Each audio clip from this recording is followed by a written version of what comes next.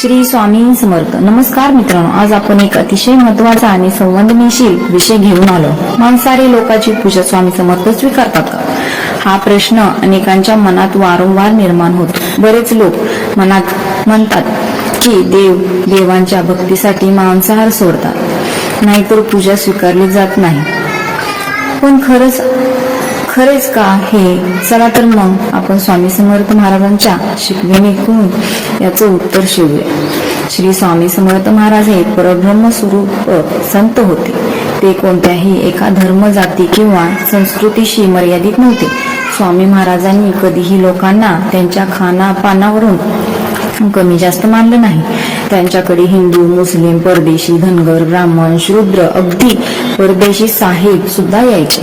तेव्हा स्वामी महाराजांनी कधी कोणाला त्यांच्या आहारावरून दूर केलं नाही, कारण त्यांना ब्राह्म वर्तनापेक्षा मनाची पवित्रता आणि श्रद्धा महत्वाची वाटत होती.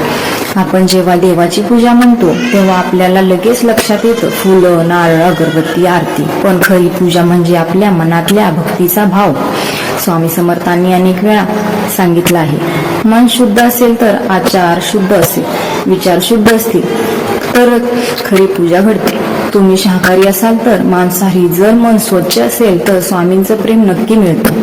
अक्कलकोटात स्वामींच्या दर्शनाला रोज शेकडो लोक यायचे. कोणी गावकरी, कोणी परदेशी अधिकारी, कोणी धनगर, कोणी मांसाहारी शिकारी. स्वामी महाराजांनी कधीच त्यांना दूर लोटलं नाही. स्वामी म्हणायचे, मी तुमच्या बाह्य रूपापेक्षा तुमचं अंतःकरण स्वच्छ आहे का, श्रद्धा खरी आहे का, हेच माझ्यासाठी महत्वाचं आहे. बऱ्याच संतांनी लोकांना शाकाहारी होण्याचा उपदेश केला आहे, कारण ते आरोग्य, स्वच्छित, मानसिक स्थिरता वाढवतं. पण लक्षात ठेवा, हे मार्गदर्शन आहे, अट नाही. स्वामी समर्थांनी कधी कुणाला फक्त आहारावरून, भक्तीतून वंचित ठेवलं नाही. त्यांच्यासाठी प्रत्येक जीव हा परब्रह्माचा अंश होता. म्हणूनच त्यांनी कोणालाही अपवित्र म्हणलं नाही. स्वामी समर्थांची खरी पूजा म्हणजे आपली प्रार्थना मनापासून करणं, गरजांना मदत करणं, चांगले विचार मनात आणणं, इतरांच्या दुःखात सामील होणं. काही वेळा लोक म्हणतात, मी मांस खातो त्यामुळे माझी पूजा स्वीकारली जात नाही.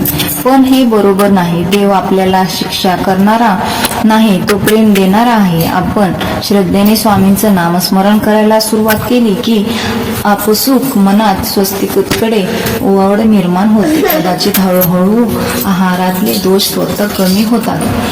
पण सुरुवात स्वतःला दोष देऊन नाही, तर स्वामींवर विश्वास ठेवून करायची आहे. मित्रांनो, स्वामी समर्थ महाराजांनी शिकवलं, सर्व जीवात मी आहे, कुणालाही दूर करू नका. त्यामुळे आपण मांसाहारी असलो तरी श्रद्धेने पूजा केल्यास स्वामी ती स्वीकारतात. त्यांचं प्रेम आणि कृपा ही भेदभावाच्या पलीकडे आहे. फक्त आपलं मन निर्मळ ठेवा, भक्ती अस्तिक ठेवा आणि स्वामींचं नाम सतत स्मरणात ठेवा. मग ते नक्कीच तुमच्यावर कृपा दृष्टी करतील. जर हा संदेश तुम्हाला मनाला भावला असेल तर हा व्हिडिओ लाईक, शेअर करा आणि आमच्या चॅनलला सबस्क्राईब करायला विसरू नका. जय जय स्वामी समर्थ.